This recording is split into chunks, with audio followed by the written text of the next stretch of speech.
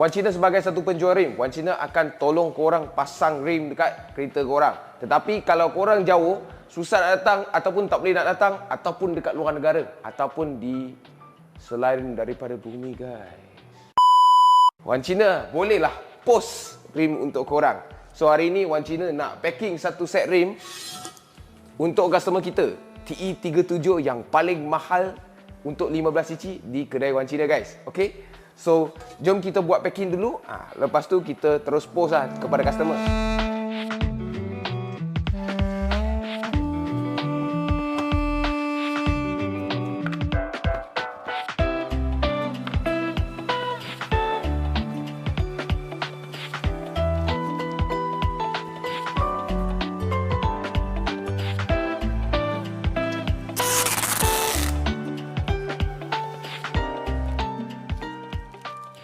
So Wan Cina dah letak balik rim dia macam asal dia, tetapi Wan Cina akan letak lagi satu protection layer dekat luar dengan pakai wrapping untuk elakkan kotak-kotak damage ke apa macam tu lah. Sebab kita hantar transport dalam 1-2 hari boleh sampai, macam laju sikit, tapi kita nak additional extra protection insurance untuk rim ini guys.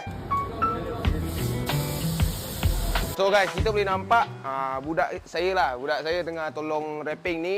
Okay, kita wrapping tebal-tebal, nanti kita naik kita punya logistik semua, kita hantarlah pergi customer punya tempat lah. Okay, so itu sahaja untuk video kali ini.